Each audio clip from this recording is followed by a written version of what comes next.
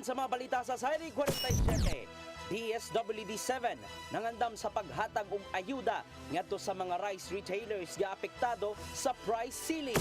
Obra, negosyo, eskwela, ibalik ti Gobernador Gwendolyn Garcia. Pila ka mga agyanan sa Osmeña Boulevard sirado sud sa 20 ka adlaw tungod sa BRT construction. Cebu City PNP wa matandog sa bisan unsang pamahayag sa nagpailang witness sa kamatayon ni Rayami Tukmo.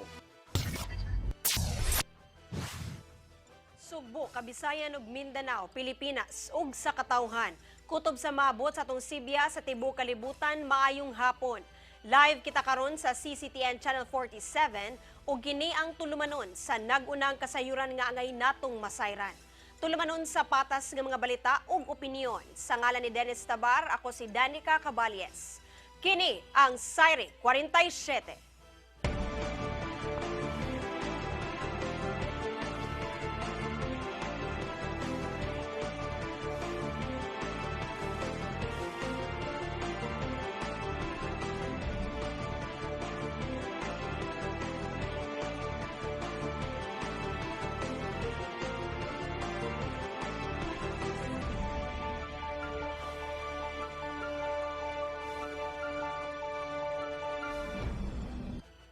Ug karon sa kompletong detalye sa mga balita. Department of Social Welfare and Development 7 nangandam na sa pag-apod-apod og financial assistance ngadto sa mga rice retailers. Kinihuman sila naapektuhan sa gipatuman nga price cap sa bugas humay. Ang kasayuran ni hatod ni Patch Anthony Inso. Nangandam na ang Department of Social Welfare and Development kung DSWD7 kalabot sa paghatag og financial assistance ngadto sa mga rice retailers nga naapektuhan sa price ceiling sa bugas humay. Una nini si Presidente Ferdinand Bongbong Marcos Jr. ang niluwat og Executive Order No. 39 nga nagmando sa price ceiling nga 41 pesos sa kada kilo sa regular milled rice o 45 pesos sa kada kilo sa wheel milled rice. Suba ni Kerwin Macupia, Information Officer sa DSWD7 nga ang Sustainable Livelihood Program kung SLP ang gitahasan sa pag-apod-apod sa financial assistance ngadto sa mga naapektuhan nga rice retailers diin sila makadawat og taga 15,000 ka pesos. Makadawat ani katong mga micro rice retailers, makadawat sila og 15,000 nga cash assistance nga katong mga naa sa public market daw. Hinuon mo himo pa og assessment nini ang ahensya pinagi sa pagigalayon sa mga local government units kon LGUs. Nasayran nga kadturang mga rice retailers gikan sa mga pampublikong kamerkaduhan na makadawat sa financial assistance. Paabot ta sa dugang announcement sa ato ang social media account sa DTI ug DSWD sa ato ang rehiyon. Patch Anthony Inso, CCTN News. Syudad sa Mandaue, plano nga mohatag og incentive sa rental fee sa mga namaligya og bugas sa pampublikong merkado, pagtabang kanila sa epekto sa taas nga presyo sa bugas. Samtang napasarusab sa konseho ang resolusyon pag-adopt sa Executive Order No. 39 ni President Ferdinand Marcos Jr. sa price ceiling sa bugas. Ang kasayuran ni hatod ni Mary Rose Sagarino.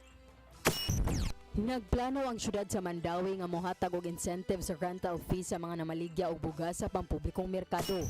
Para sa ilahan na maka-recover po sila kung if we think na naay nawa po sa ilaha with this executive order, at least we can help them on that side as well. Hinoon matod ni Delmar nga wala pa na finalize kung pila ang ihatag nga incentives. 50 pesos matag adlaw ang abang sa stall alang sa namaligya og bugas. Sagad nila nag-abang og sobra sa usa ka stall. Gani daghan ang nag-abang og 8 ka stall aron makapondo og daghang sako sa bugas. Ang maong plano sa syudad ang gihangop usab sa mga tindera. Rental daily man rental. Naasa gyud untay mga subsidy nga gikan sa atong kagamhanan. Nasyonal.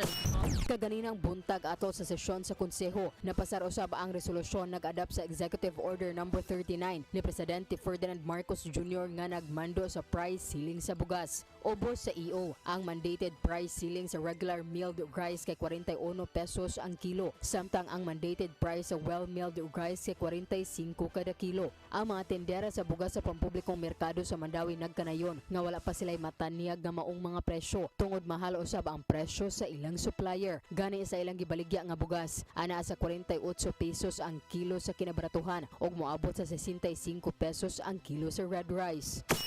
Init ko gamay. Oo. Kay survival ba na ni karon ang paninda? Survival pala. Yeah. Nga naman, ma'am. Hinayon kayong halin. Yeah, ang mga tricycle wala sad na wala ubang tricycle nga nasa highway, di naman kalabang diri unlike before nga makasulod jud ba. So more customers before. Minaw. Yeah, we're surrounded by malls. Affected jud ang market. So far, bago pa may nangumpra, murag 2000 September 2 pa man, wala pa may ka-purchase og kuan kay ang among purchase good for one month. Mo na among purchase ni. So, next month na sad mi magpa-purchase og lain unya. Dili man mi ka-update gyud sa presyo. Kay one month ra may mangumpra. Kay ang among mga stall ginagmay ra baya pod. Dili baya dagko mig stall. 45, di yun madam 41. Nga naman, wala yun, ano? Wala yun sa puhunan. Puhunan, di yun madala. 45 noon, madala to. Agang, igo-igo ra. Pero, kung may gasto ko mo sa plastic, ano? Oo, lagi, tabla. Matod sa mga tendera nga sa matag inspeksyon sa Department of Trade and Industry ug sa pulis, ilarang ipakita ang resibo sa presyo sa ilang pagkumpra. Mary Rose Sagarino, CCTN News. Programang Obra Negosyo Eskwela ibalik ni Gobernador Gwendolyn Garcia aron matabangan ang mga gagmayng magpapatigayon sa Sugbo. Ubos ni ini paubos sa laing matang sa internship ang pipila ka mga tinunan sa kursong Business Administration ug uban pa. Ang kasayuran ni hatod ni Gian Navarro. Gipaybaw ni Gobernador Gwendolyn Garcia niadtong Biyernes sa Sugbo Negosyo Expo ang pagbalik sa programang Obra Negosyo Eskwela. Nakita niya ang panginahanglanon sa mga ginagmay nga magpapatigayon kun MSME sa Sugbo kung isgutan ang pagpalambo. Hinungdan nga abaga niya kini pinagi sa maayong mentorship. Unang nasugdan ni Gobernador Garcia ang programang Obra Negosyo Eskwela ngatong 2011. Magtinabangay ang mga tinunan ug ang mga tigpatigayon sa paglambo sa ilang negosyo sa lungsod. Kada lungsod, no, adto, I encourage the mayors to come up with one micro or small entrepreneur, existing na, nga tabangunon. Then I called on our universities, San Carlos, USJR, UC, Benedicto College, dagan to sila nang participate. Kaya I asked them, di ba kanang if you're in your third or fourth year na internship, you have to spend several hours immersing yourself, right? Ang LGU mismo ang gitasan sa pag-abag sa mga tinunan gikan sa transportasyon, kapuy-an ug pagkaon inubanan sa tabang sa Cebu Provincial Government. Samtang mutabang ang mga tinunan sa pagtudlo sa mga gagmay negosyo kung unsaon pa kini sa pagpalambo. Matagan usab og higayon ang mga tinunan nga makasinati kung unsay tinuod nga kahimtang samtang sila miabag. Ito si actual life, unsa di ka struggle, unsa di ka lisod. Kakita sila nga kung di ka mahalinan karon wa sila palit bugas unya. They will really be immersed in the school of life, so to speak. Ipresentar sa maabot ang mga business proposals sa namugnang produkto ngadto sa mga hurado ug dito napilian ang mga mananaog. May numdumang nahunong ang maong programa human natapos ang unang tulo ka termino ni Gobernador Garcia niadtong 2012. Gian Navarro, CCTN News. Pipila ka mga leaders sa urban poor ug civil society organization ang midagsa sa buhatan sa Department of Human Settlements and Urban Development sa Region 7 na himutang sa Mandawi City. Nagpahibaw sila sa ilang sentimento sa housing program sa nasudnong kagamhanan. Ang kasayuran ni hatod ni Mary Rose Sagarino. Midugog ang pipila ka mga leader sa urban poor ug civil society organization sa buhatan sa Department of Human Settlements and Urban Development sa Region 7 kundi Sud sa Lopez Haina Street sa syudad sa Mandawi aron magpahibaw sa ilang sentimento sa housing program sa nasudnong kagamhanan. Matud sa nagkadi ang grupo nga dili sila uyon sa high-rise building nga giplano nga tukuron. Giingon nga sa Cebu City, planong itukod ang housing unit sa Cebu South Road property. Diin matud pa moabot sa 15 ngadto sa 20 ka andana ang building nga tukuron. Mo-compromise ang urban poor. Pero please, hangtod lang sa 5th story, medium rise. Kay sa atong experience dito sa Cebu, ang more than 10 floors nga nasunog, ang kaya lang paugdawon sa atong mga bombero ay hangtod lang sa 5th floor. So kaya mo sugot, kaya makumbinsi ang mga urban poor nga ang itukod nga housing kay gamay na lang ang atong luna, hangtod lang sa 5th floor. Usa pa ka isyu nga ilang gilatid mao ang livelihood program alang sa mga mamahimong benepisaryo, labi na nga dili libre ang housing program. Kinahanglan man gyud og livelihood ang mga beneficiaries nga moabil ani nga socialized housing kay dili man gyud ni siya free. Bayaran man gyud na nila. Unya og dili mabayaran si customer man gyapon na, no? Okay, so Ang pagpahunong sa giingong demolition sa nagkadayang bahin sa nasod ang usa pa sa katuyuan sa ilang pagdugok sa buhatan sa Daysud. tumagon sa atong gobyerno, ihunong na ang demolisyon. Demolition pag yun nga walay Dapat demolition pero naay relokasyon. Kunya ang katong mga biktima na aning mga demolition, tagaan og temporary shelter, tagaan og rental subsidy. So muna karon ang urgency nganong ni ami diri karon sa Department of Human Rights, Human Settlements and Urban Development. Sa bahin sa Mandawi, matod ni Attorney John Bibiton, ang pangu sa Housing, Urban and Development Office nga nagsubay sila sa saktong proseso. I just want to assure no na in view of the recent State of the City address ni Mayor, the housing backlog of the City of Mandawi is a foremost concern and a foremost tuyo or kining project or programa sa ato ang syudad sa City of Mandawi. Now, as regards the demolition, we're very always following the rules. We are always following the parameters. Walay gihimo nga outside the law or outside the rules. Matod ni Biton nga tinguha gayud sa syudad nga mahatagan og Pinoy-anan ang libuan ka mga residente. Matod ni ini nga anaa sa 12,000 ang backlog sa Mandawi ug ang housing program mo tanyag og 14,000 ka units. Samtang gisuwayan sa CCTN og kuha ang habig sa Daysud 7 apan sa kasamtangan dili pa available ang regional director nga si Lindon Huntilia. Hinuon ang duha ka representative sa nagrally nga leader sa urban poor ang giakomodar sa ahensya. Mary Rose Sagarino, CCTN News. Syudad sa Sugbo ug ang syudad sa Vladivostok, Russia nagpinirmahay og kasabutan alang sa pagpaligon sa relasyon tali kanila. Tumong og tuyo niini aron magtinabangay sa pagpalambo sa kultura ug ekonomiya sa duha ka dakbayan. Ang kasayuran nihatod ni Shariza May Uy.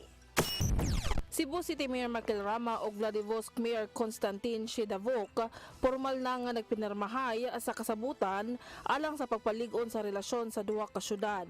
Matod sa social media post ni Cebu City Mayor Michael Rama nga ang maong pagpinirmahay sa duha ka syudad alang sa pagsinuportahay sa pagpalambo sa kultura, ekonomiya ug social exchange.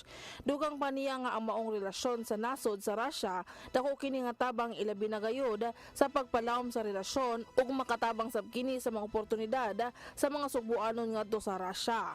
Itinguha asab sa duha ka mayor ang posible nga adunay direct flights gikan sa Sugbo paingon sa Russia, mga best practices sa duha ka syudad alang sa education, sports, tourism ug maritime. Kay numduman nga milarga si Rama ngadto sa Russia natong Biyernes aron motambong sa 8th Economic Forum. Ang Sugbo ug ang Vladivostok una na nga nagpinarmahay sa Sister City Commission niadto pang 1995 ug mas gipalig-on pa kini sa bag-o nga kasabutan. Shariza May Uy, CCTN News.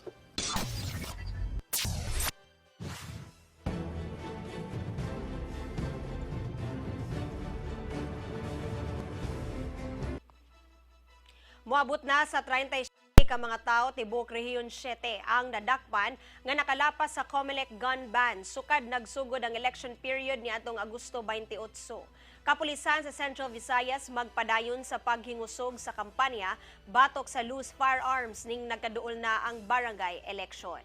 Ang kasayuran ni hatod ni Arnold Bustamante. Naka-embargo na ang Police Regional Office 7 of 37 ka mga armas sumagisugdan pagpatuman ng COMELEC gun ban itong Agosto 28, 2023. Sunod sa 12 kaadlaw, nakalusad na ang kapulisan sa Central Visayas og 106,875 ka mga COMELEC checkpoints ug nakadeploy sila 22,069 ka mga PNP personnel sa kadalanan. Mato ni Police Lieutenant Colonel Gerard A. Spilare, ang spokesperson ni Police Brigadier General Antonio Abirin, ang hepe sa Piero 7 nga magpadayon pa ang ilang pahingusog sa COMELEC checkpoint subay sa nakaduol na ang barangay ug sangguniang kabataan eleksyon sa Oktubre 30. Sama sa naandan, wala pa'y nadugang sa 22 ka mga barangay sa Timog Rehiyon City nga ipaubos sa areas of concern. Dugan ni Pilaring nga dili pa hinon pinal ang 22 ka mga barangay sanglit matag kanunugunya. Dunay update ang Regional Joint Security Control Center nga langkuban sa COMELEC nga mao chairman, PNP, AFP ug ang ubang ahensya sa gobyerno. Nakita ninyo atong August 28 when the election period officially started, nagkandakta og COMELEC checkpoints all over Central Visayas. As we have mentioned, naanay mga nadakpan po, no, nga nagtiner og firearms. So, ang atong evaluation sa election watchlist areas nagpabilin, i-update na siya on a regular basis para maunay makatabang nato sa pag-deploy unya sa mga tao. Si Police Lieutenant Colonel Gerard A. Spilare, samtang sa sitwasyon sa Negros Oriental kung doon na ba'y desisyon kung ihinayon sa Oktubre ang BSKE, mato ni Pilare nga wala pa. Apan niyang giangkon nga doon na sila contingency plan nga giandam kung mahinayon man o dili ang eleksyon sa Negros Oriental. Kapinso sa kalibo na ka mga police personnel o mga sundalo ang gipadala sa mga probinsya subay sa magpangandam sa piniliay sa Oktubre. Sa miging buwan, mihimong consultation ng COMELEC sa Negros kung angayan ba nga ipospone ang eleksyon sa barangay apan gingong katapusan pa sa September gitakda nga mopagawas og desisyon ang COMELEC. Arnold Bustamante, CCTV News.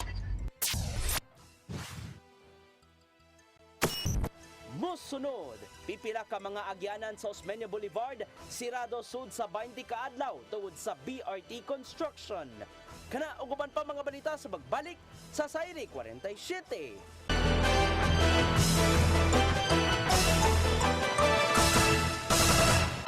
Balik sa atong mga balita. Cebu City Transportation Office pipagawas og pahimangno sa publiko nga kasamtangan nga siradaan ang northbound lane sa Osmeña Boulevard sulod sa 20 ka adlaw.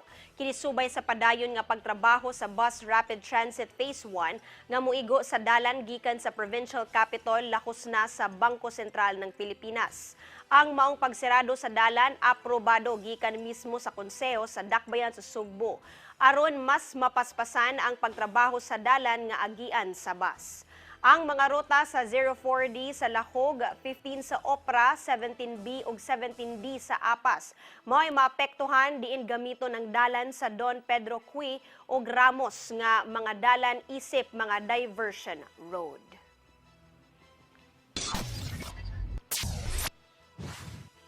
Unang electric vehicle sa Sugbo gipakita ni Councilor Joel Garganera, kinsang chairman sa Committee on Environment sa Konseho sa Dakbayan sa Sugbo.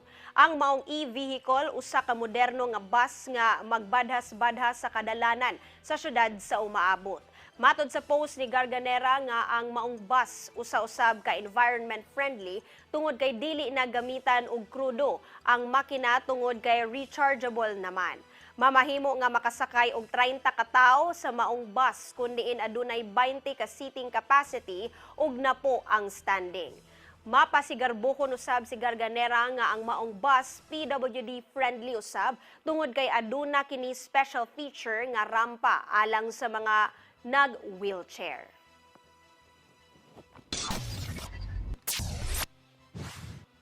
Kapitolyo magpatabang sa pipila ka mga senador aron madugangan ang pondo alang sa Himsugbo program. Gipagi kini sa mga resolusyong giduso ni Bukal Stanley Caminero ngadto sa Junta Provincial. Ang kasayuran ni hatod ni Gian Navarro. Magpatabang ang Kapitolyo sa Subo ngadto sa siyam ka mga senador aron madugangan pa ang pondo sa health program nilang Himsugbo. Tuyong miduso si Bukal Stanley Caminero sa segundo distrito og mga resolusyon ngadto sa Hunta Provincial karong hapon. Kini aron formal nga makapadangat og request ngadto sa pipila ka mga senador sama nilang Senators Bongo, Robin Padilla, Bato de la Rosa, Francis Tolentino ug uban pa. Bato di Bukal Caminero nga nagamit na ang initial fund nga 50 million pesos gikan sa malasakit funds aron mapunduhan ang libreng tambal alang sa mga indigent Cebuanos. Mao ang pundo gikan sa Department of Health na lang ang nahabilin.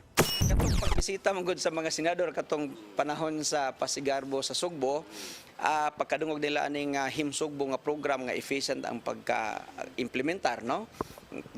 Paghingusgan magini ni Governor Gwen nga ingon anion pag implementar aron wala gi mamisi. Ang Team Sugbo kon helping indigents through medical support for Sugbuanons na sugdan sa miaging tuig. Pinagi sa QR-coded nga reseta gikan sa mga provincial o district hospital sa Sugbo, libreng makuha sa qualified beneficiaries ang tambal o treatment gikan sa ilang mga partners. Kabahin lang hinuon ang pagpangayog dugang pangpundo gikan sa mga senador, pinagi sa medical assistance for indigent patients kon maip sa DOH aron mas mapalapdan pa ang programa. Ato natan-aw nga kon madugangan ni sa ato ang mga pinalangga nga mga senador, mas maayo kay mas mapalapdan, mapalamlan o mapadaghan gyud ang ato ang matabangan in town nga mga Sugbuanon.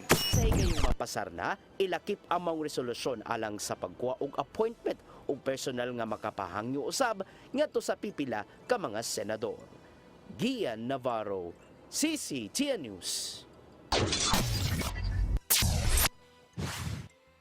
Nitambong sa kasaulugan sa ika-55 nga adlaw na tawhan ni Lapu-Lapu City Mayor Junard Ahongchan si Vice President Sara Duterte Carpio niadtong Biyernes sa gabi. Ang selebrasyon gihimo sa Hoops Dome, Barangay Gunob sa maong syudad. Gawas sa Vice Presidente, lakip nga mitambong si Senador Amy Marcos, Senador Francis Tolentino, OPAV Secretary Terence Calatrava ug mga local officials sa Sugbo. Nagpasalamat hinuon si Chan sa personal gyud nga pagbisita sa Vice Presidente ngadto kaniya. AFP Visayas Command mikondenar sa mga militanteng pundok human nagdala og bata atol sa gilusad nga lihok protesta ni adtong miaging semana. Ang kasayuran ni hatod ni Arnold Bustamante. Gisaway sa Visayas Command ang mga militanteng pundo kabidusod og lihok protesta datong Huwebes, September 7, 2023 sa GY Lahog paingon sa kampo sa mga sundalo human nagdala kinig bata nga gibanabana nga nagpangidanon og 7 si Army Lieutenant General Benedict Arevalo, ang Viscom nga commander na kaniyon nga ilang girespeto ang kagawasan sa pagpadayag sa mga cause-oriented groups apan ang pagduhig sa usa ka bata nga wala pa masayod siya gagibuhat o sa kapagpakita kung giunsa nila paglubag ang panghunahuna sa mga bata. Wala matod pa kini magtagad sa kaayuhan sa bata o gigamit lang kini sa ilang white pulos nga pangandoy. Una nagamihimog nga programa ang mga membro sa Karapatan Central Visayas kadamay sibog ang kinusang Mayo 1 at bang sa GY Square aron nilang ipabot ang ilang pagsupak sa gipangayong nga dakong pundo sa Armadong Kusog sa Pilipinas ug ang dakong intelligence fund sa Department of Education sa nagpalain karon nga budget hearing sa Kongreso. Lakip sila gisinggit sa gobyerno mao ang pagpadayon sa malinawon nga pagigsabot-sabot sa mga komunista ug ang pag-abuli sa anti-terror law. Dugang pamahayag ni Arevalo nga ang gihimo sa mga militante nga sayop nga lugar ang pagrally sa maong grupo. Matod si Viscom Commander nga ang gihimong lihok protesta sa mga militante dili makahunong sa ilang gihimong programa alang sa malinawon nga komunidad nga mao ang internal security operations. Arnold Bustamante, CCTN News. Dili mo minus sa 2,000 ka mga tao ang namatay human mitay og ang 6.8 magnitude nga linog sa Central Morocco ni atong Biyernes sa gabi matud pa sa ilang Interior Ministry. Mukabat sab sa 1,404 pa ang nagpabilin nga anaa sa kritikal nga kahimtang og kapin 2,000 ang naangol. Ang sentro sa linog anaa sa kabukiran sa High Atlas, 72 kilometers sa habagatan kasadpan sa Marrakesh. Matod sa World Health Organization nga kapin 300,000 ka mga tao ang naapektuhan sa linog. Ang Morocco ni deklarar og 3 ka adlaw nga national mourning ni adtong Sabado.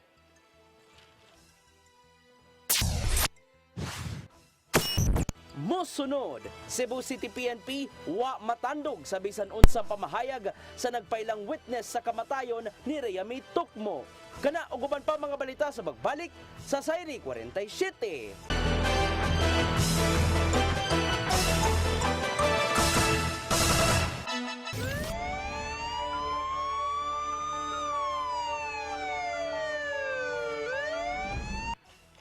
Balik sa atong mga balita. Uyuan nga milugos sa kaugalingong pagumangkon ug amahan nga milugos usab sa iyang anak. Gipangsikop sa Criminal Investigation and Detection Group Cebu City Field Unit. Human malutsan og warrant of arrest. Ang kasayuran ni hatod ni Arnold Bustamante. Chef sa usa ka inilang kananan sa Dakbayan sa Lapu-Lapu ang unang gidakop sa Criminal Investigation and Detection Group Cebu City Field Unit alas 4 gahapon sa hapon sa Seafoods Boil Barangay Pusok Dakbayan sa Lapu-Lapu. Human manutsan og warrant of arrest sa kasong pagpanglugos. Ang akusado gilangan si alias Ben 44 anyos taga Barangay Marigondon sa siyudad sa Lapu-Lapu nga nabutang sa top 10 most wanted person regional level. Ang CIDG Cebu City Field Unit sa pagpangulo ni Police Lieutenant Colonel Randy Corey uban sa Regional Intelligence Unit 7 armado kinig warrant of arrest isu ni Judge Christine Muga Abad, ang presiding judge sa RTC Branch 70 sa Dakbayan sa Lapu-Lapu sa kasong sexual assault in relation sa Section 5 sa Republic Act 7610 nga way gitugot nga piyansa pinitsahan niadtong September 7, 2023. Human madawat ang warrant of arrest gilusad dayon ng manhunt operation nga kabahin sa CIDG sa flagship project nga Oplan Pagtugis nga may resulta sa malampuson nga pagkasikop sa ilang pinangita sa balaod. Kanhi trabahante sa usa ka inilang hotel sa Dakbayan sa Lapu-Lapu ang akusado apan bago lang kini miundang og nagbalinbalhin og mga restaurants aron makalikay sa mga pulis nga nangita kaniya. Human masayo nga gipadayon sa kabanay sa biktima ang pagpasaka og kaso. Gingon ang iyang gibiktima maura sa iyang 11 anyos nga pagumangkon. Samtang di amahan nga miunay paglugos siyang 18 anyos nga anak babae ang gidakop usab sa mga sakop sa CIDG Cebu City Field Unit. Human manutsan kining warrant of arrest sa korte alas 5:45 gahapon sa hapon sa Thirsty Compound Barangay Banilan sa Dakbayan Sugbo. Ang akusado gilang si Dungkoy 44 anyos taga Maribago Dakbayan sa Lapu-Lapu nga nabutang sa top 8 most wanted person regional level apan sa number 3 sa provincial level. Ang sala ni Judge sa Rosario Evelyn Roldan Sistosa 5 sa RTC Branch 71 sa Dakbayan sa Lapu-Lapu ang minuwat sa warrant of arrest sa akusado sa kasong incestuous rape pinitsahan September 6, 2023 nga way gitugot nga piyansa. Arnold Bustamante, CCTV News. Moabot sa 29 ka mga panimay ang naugdaw sa duha ka managlahing sunog nga niigo sa Barangay Tejero kagahapon. Gibana-bana nga naa sa 6.6 milyones pesos ang gibiling danyos sa duha ka sunog. Ang sunog sa Villa Gonzalo 2 nga gireport kapin alauna sa udto kagahapon niugdaw og 15 ka mga panimay samtang ang sunog sa Ariola Street ang niugdaw og dili mo minus 14 ka mga panimay. Gawas niini, 6 ka panimay usab ang partially damaged. Padayon pang gisusi sa kabumberohan ang hinungdan sa sunog.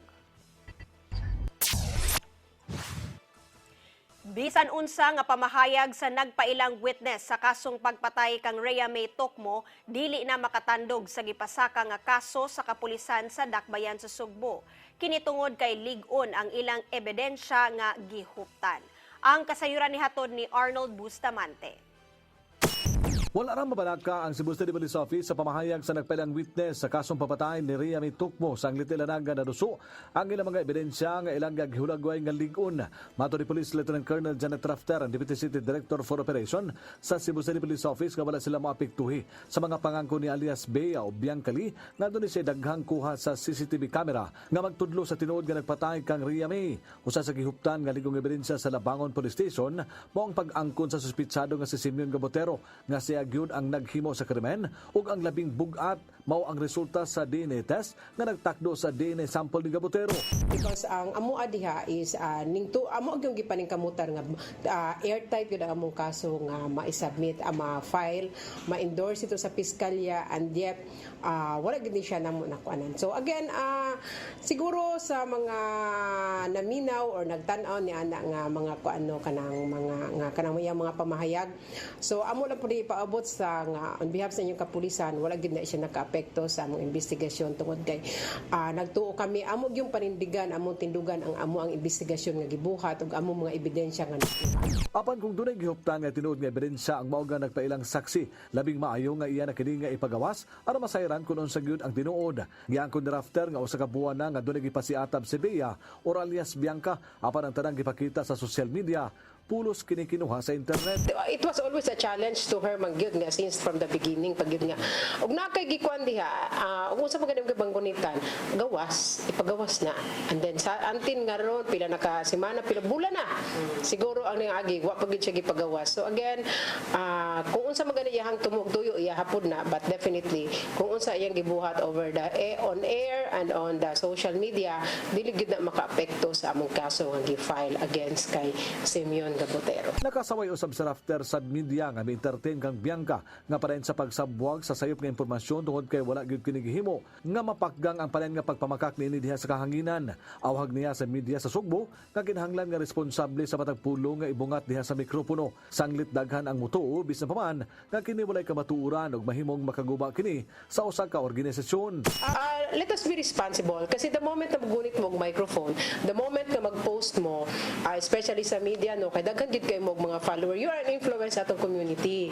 So kung sa inyo ibutang diha, naagid na chance nga naagi a certain portion of the community will believe in you to the extent na madaot po ng isa ka organisasyon. Again, total ang ato ang tumuog tuyo lamang isa man no, isa man gyud nga mahatagag hustisya ang tanang biktima sa kriminalidad.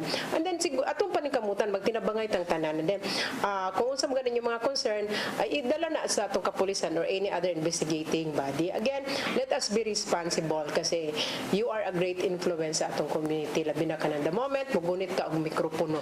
Ipatalig ni Rafter sa publiko ang kapulisan sa Rekben sa Sugbo, sincero silang trabaho nga mao ang pagsulbad sa matag krimen nga mahitabo ug madakpan nila kini aron mahatagan og hustisya ang ilang gibiktima. Arnold Bustamante, CCTV. Kagamhanan sa syudad sa Lapu-Lapu ni bukas sa ilang kaugalingon nga dialysis center. Proyekto duol sa kasing-kasing sa mayor human nga usa ka dialysis patient usab ang iyang mitaliwan nga inahan. Ang kasayuran ni hatod ni Fatch Anthony Inso.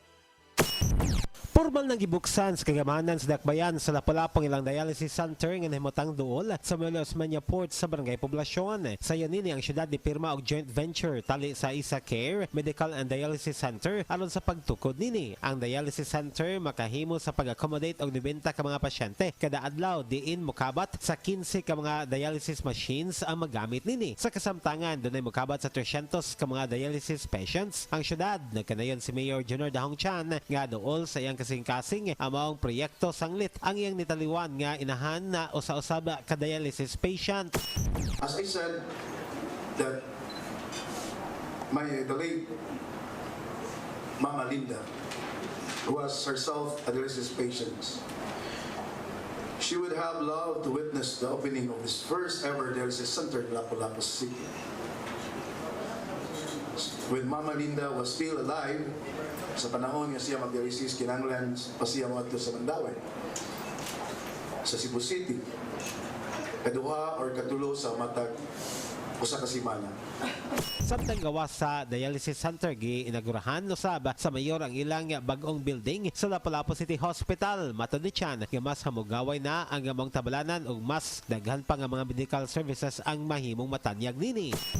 Karon kumaniini nato sa ato ang gipahigayon nga inauguration, mag-inaugurate na siya partially sa atong matawag na the new Lapu-Lapu City Hospital. Ang atong hospital kaniadto nga 14 taon kayo ka gamaya, karon 4-story na. No? After here, we go to Lapu-Lapu City Hospital sa Labangtang ato. Nasayran nga may kabat sa 113 milyones ka pesos ang gitagana nga pondo sa 5 ka andan nga tabalanan. Fatch Anthony Inso, CCTN News.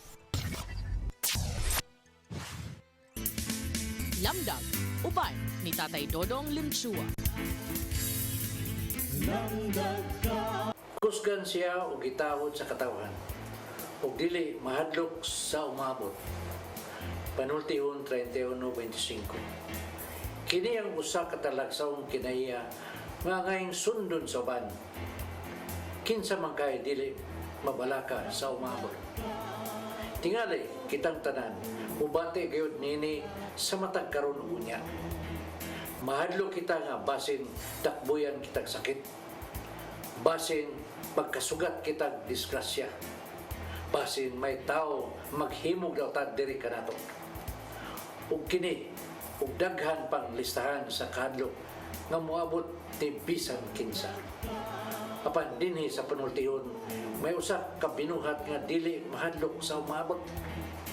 Ang sekreto kay siya nagbaton og hadlok sa Ginoo. Kay kung ikaw nagbaton og hadlok o kining gingon nga reverential fear of the Lord, dili ka gayon matarog bisan unsa pa ang imong atubangon. Ug isog kang mo sugasong sa mga pagsuway kay nasayod ka man nga ang imong Ginoo mas dako pa kay sa bisan unsang katalagban. Maigsoon mo kini ang atong lamdag karong adlaw.